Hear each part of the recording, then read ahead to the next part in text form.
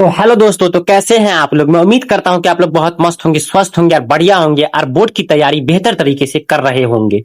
तो बच्चों, आज मैं इस वीडियो के माध्यम से आप लोगों को बिहार बोर्ड 10th 2027 विज्ञान यानी कि साइंस का वीवीआई ऑब्जेक्टिव क्वेश्चन बताने वाला हूं।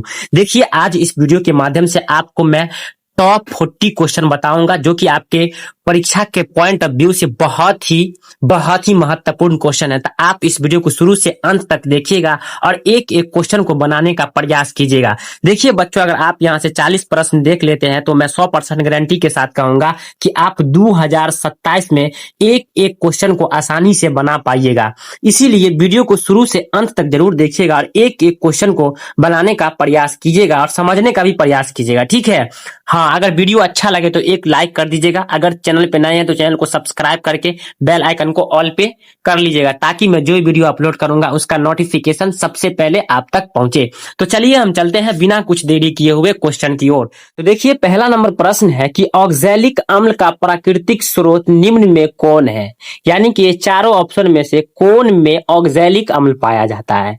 देखिए, ऑक्सैलिक अम्ल जो है ना टमाटर में पाया जाता है, यानी इसका सही जवाब जो हो जाएगा ऑप्शन ए हो जाएगा। चलिए बाबू, अब हम चलते हैं अगला प्रश्न पे।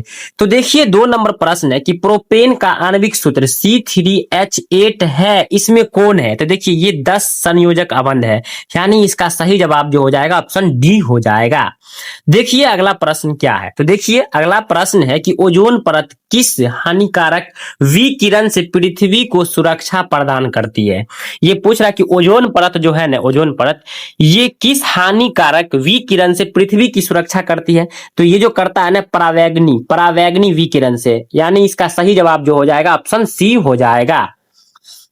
देखिए 4 नंबर प्रश्न क्या है। तो 4 नंबर प्रश्न है कि कौन सा अधातु कमरे के ताप पर तरल अवस्था में पाया जाता है। तो देखिए, तरल अवस्था में जो है ना ब्रोमीन पाया जाता है, यानी इसका सही जवाब जो हो जाएगा ऑप्शन बी हो जाएगा।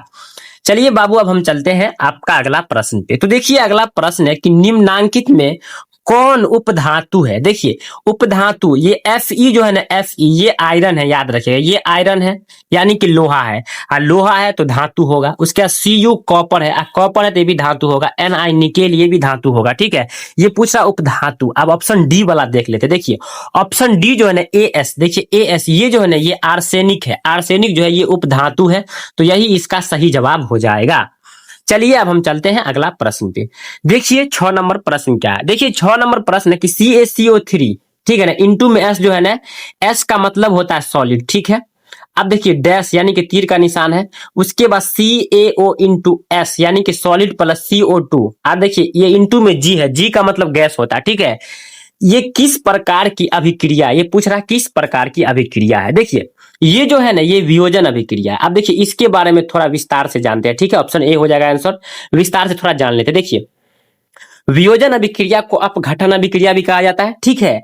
और ये जो होता है ना, इसमें कोई एक बड़ा अणु टूट करके 2 का निर्माण करता है। जैसे देखिए यहाँ पे Ca, ठीक है ना, Ca, उसके बाद CO3, देखिए ये टूट करके 2 का निर्माण किया, यानी कि C यहाँ पे हो जाए। देखिए C यहाँ पे लिख देते हैं CaO, ठीक है, प्लस CO2। ये जो टूटा है ना, तो ये 2 का निर्माण किया, एगो कैल्शियम ऑक्साइड का और एगो कार्बन डाइऑक्साइड का निर्माण किया, ठीक है। तो इसी को कहा जाता है वियोजन अभिक्रिया। वियोजन अभिक्रिया वैसी अभिक्रिया होती है जिसमें एक पदार्थ टूट करके 2 का निर्माण करे, उसे वियोजन अभिक्रिया कहते हैं या अपघटन अभिक्रिया कहते हैं। और अपघटन का मतलब टूटना होता है। तो देखिए जब टूट गया ना, इसमें से एक पदार्थ टूट करके 2 का निर्माण किया, तो इसको कहेंगे वियोजन अभिक्रिया, ठीक। अब देखिए ये जो है ये संयोजन अभिक्रिया, इसके बारे में भी थोड़ा जान लेते हैं। आइए देखिए, संयोजन अभिक्रिया वैसी अभिक्रिया होता है जिसमें दो अणु जो है ना एक बनता है। जैसे मान लीजिए 2 पदार्थ मिलकर के एक बनेगा। जैसे मान लीजिए कि कार्बन हो गया, ठीक, और प्लस ऑक्सीजन हो गया।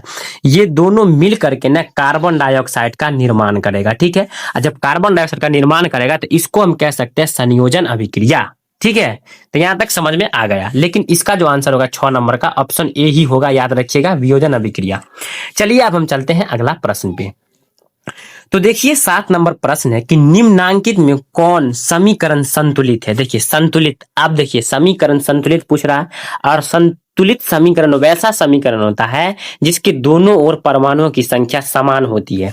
ऑप्शन ए में देखिए मैग्नीशियम 1 है, यहाँ भी मैग्नीशियम 1 है, यहाँ ऑक्सीजन 2 है, यहाँ ऑक्सीजन 1 हो गया। इसका मतलब ये नहीं होगा, गलत हो गया। ठीक है, हमको संतुलित पूछ रहा है तो ये असंतुलित हो गया, ये गलत है, ये आंसर ऑप्शन नहीं होगा, आंसर नहीं होगा। अब देखिए ऑप्शन बी देखिए Zn जिंक 1 है, यहाँ भी जिंक 1 है, यहाँ भी हाइड्रोजन 2 है, यहाँ भी हाइड्रोजन 2 है, यहाँ पे देखिए SO4 है, यहाँ भी SO4 है। देखिए दोनों साइड तीर के इस साइड उस साइड दोनों बराबर है, इसका मतलब ये जो है ना संतुलित रासायनिक समीकरण है। ठीक है ना, तो इसको हम कह सकते हैं कि ऑप्शन बी इसका सही जवाब हो जाएगा।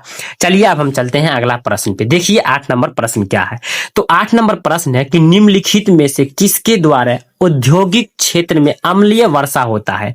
तो देखिए औद्योगिक क्षेत्र में जो अम्लीय वर्षा होता है ना, ये सल्फर डाइऑक्साइड के वजह से होता है, सल्फर डाइऑक्साइड के द्वारा होता है। तो ऑप्शन बी इसका सही जवाब हो जाएगा।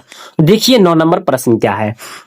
तो 9 नंबर प्रश्न है कि आवर्त सारणी के किसी समूह के सभी तत्वों की संयोजकता होती है। देखिए सब समान होता है, यानी इसका सही जवाब हो जाएगा ऑप्शन ए।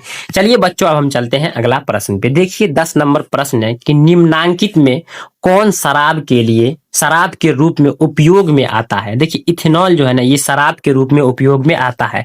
तो ऑप्शन ए इसका सही जवाब हो जाएगा। तो देखिए अभी तक हम लोगों ने 10 क्वेश्चन को देखा है। ठीक है, अगर अच्छा लगा हो तो आप एक लाइक जरूर कीजिएगा। ठीक है, आप एक लाइक कर दीजिए, क्योंकि आपका एक लाइक मुझे बहुत मोटिवेट करता है। तो आप एक लाइक जरूर कीजिएगा। ठीक है, चलिए अब हम चलते हैं अगला प्रश्न पे। देखिए 11 नंबर प्रश्न क्या है।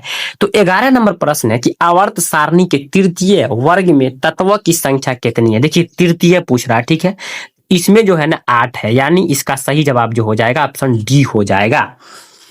देखिए अगला प्रश्न, देखिए अगला प्रश्न है कि सौर सेल में किसका उपयोग होता है। देखिए सौर सेल में जो उपयोग होता है सिलिकॉन का, यानी इसका सही जवाब ऑप्शन सी हो जाएगा। देखिए 13 नंबर प्रश्न क्या है। तो 13 नंबर प्रश्न है बाबू कि एक तत्व का इलेक्ट्रॉनिक विन्यास 2,8,7 है, इस तत्व की परमाणु संख्या क्या है। इसका परमाणु संख्या जो हो जाएगा ना 17 हो जाएगा, यानी ऑप्शन सी इसका सही जवाब हो जाएगा। चलिए अगला प्रश्न देखिए। तो देखिए 14 नंबर प्रश्न है कि ड्यूरा एल्यूमिनियम किस धातु का मिश्र धातु है। ये जो है ना एल्यूमिनियम का ही है, ऑप्शन सी इसका सही जवाब होगा। देखिए अगला प्रश्न, देखिए 15 नंबर प्रश्न है कि सोडियम फॉस्फेट का सूत्र होता है। देखिए सोडियम फॉस्फेट का जो सूत्र होता है Na3PO4 होता है, यानी ऑप्शन बी इसका सही जवाब हो जाएगा। देखिए 16 नंबर प्रश्न क्या है। तो 16 नंबर प्रश्न है कि वृक्क की संरचनात्मक, यहाँ पे सन होगा, ठीक है ना, यहाँ पे 9 हो जाएगा, याद रखिएगा, ऊपर में होगा। संरचनात्मक एवं क्रियात्मक इकाई को क्या कहते हैं। इसको नेफ्रॉन कहा जाता है, ऑप्शन डी इसका सही जवाब हो जाएगा। ऑप्शन डी इसका सही जवाब हो जाएगा। चलिए अब हम चलते हैं आपका अगला प्रश्न पे। तो देखिए बाबू 17 नंबर प्रश्न है कि ओजोन परत का अवक्षय करना है। देखिए ओजोन परत का अवक्षय जो करता है ना, ऑप्शन बी इसका सही जवाब हो जाएगा CFC, यानी कि क्लोरोफ्लोरो जो होता है क्लोरोफ्लोरो कार्बन डाइऑक्साइड। ठीक है ना, क्लोरोफ्लोरोकार्बन होगा, ऑप्शन बी इसका सही जवाब हो जाएगा। चलिए अब हम चलते हैं अगला प्रश्न पे। देखिए 18 नंबर प्रश्न है कि निम्नलिखित जीवों में किसमें अलैंगिक जनन मुकुलन द्वारा होता है। देखिए मुकुलन द्वारा यीस्ट में होता है, ऑप्शन डी इसका सही जवाब हो जाएगा। अब देखिए अगला प्रश्न क्या है। तो देखिए 19 नंबर प्रश्न है कि पादप हार्मोन का एक उदाहरण है। देखिए पादप हार्मोन का जो उदाहरण है ऑप्शन ए है TAA, ऑप्शन ए इसका सही जवाब हो जाएगा। देखिए बाबू 20 नंबर प्रश्न क्या है। तो 20 नंबर प्रश्न है कि आलू में कायिक प्रवर्धन होता है। देखिए आलू में जो कायिक प्रवर्धन होता है ना, ये तना के द्वारा होता है, तो ऑप्शन डी इसका सही जवाब हो जाएगा।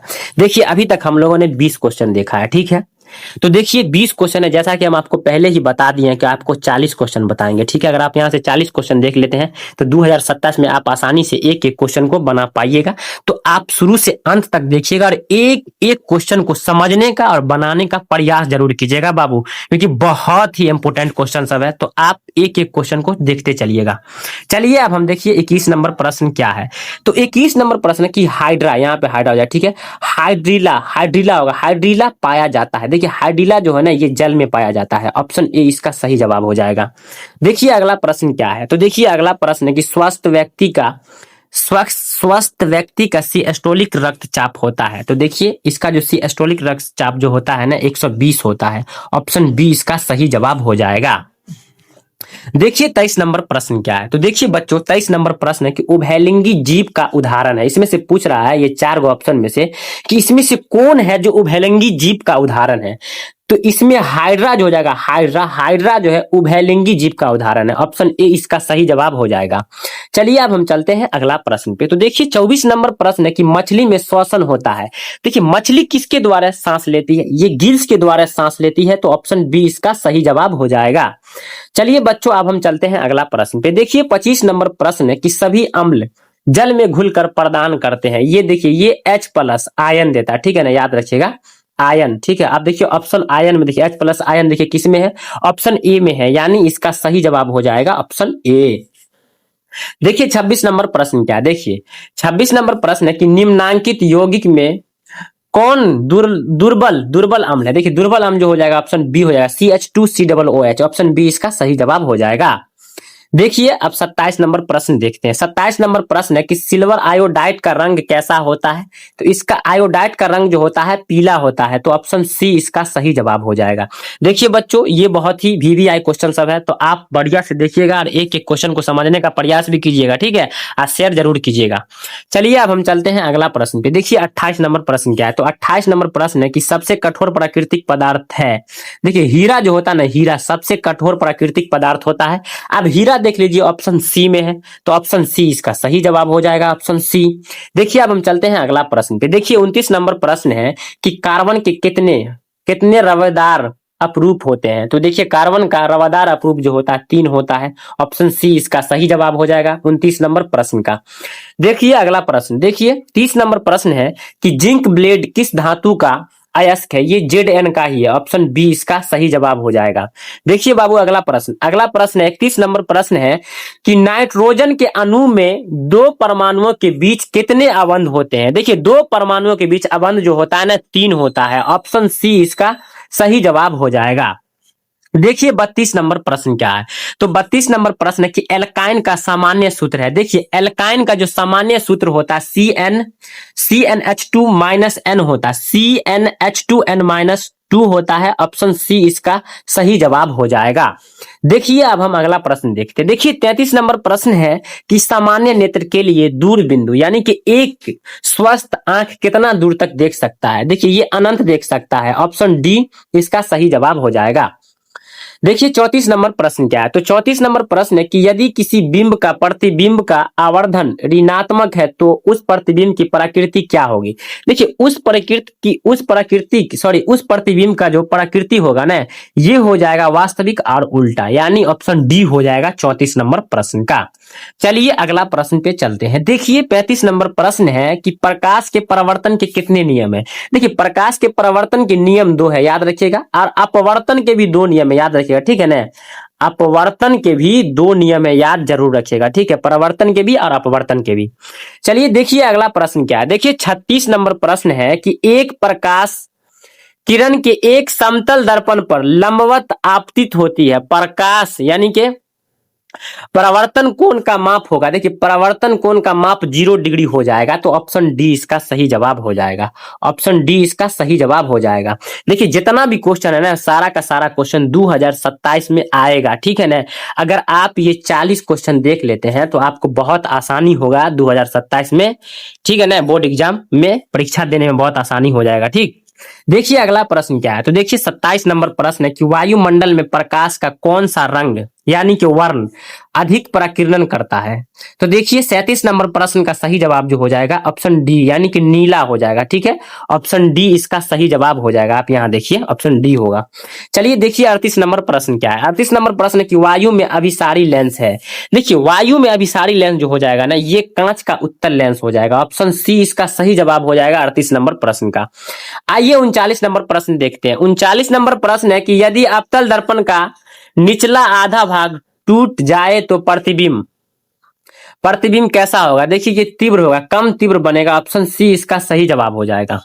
अब देखिए जो कि आखिरी सवाल है, 40 नंबर प्रश्न है, इसका जवाब आप कमेंट में दीजिएगा, ठीक है ना। आप इसका जवाब कमेंट में दीजिएगा बाबू, ठीक है। देखिए 40 नंबर प्रश्न कि जब प्रकाश की किरण हवा यानी कि विरल माध्यम से कांच यानी कि सघन माध्यम में जाती है तो वह मुड़ जाती है। अब किसकी ओर मुड़ जाती है? अभिलंब से दूर या अभिलंब की ओर या अभिलंब के समांतर या इनमें से कोई नहीं। इसका जवाब आपको कमेंट में देना है। चलिए, अगर वीडियो अच्छा लगा हो तो एक लाइक कीजिएगा। अगर चैनल पे नए हैं तो चैनल को सब्सक्राइब करके बेल आइकन को ऑल पे कर लीजिए, ठीक है। मिलते हैं हम अगले वीडियो में।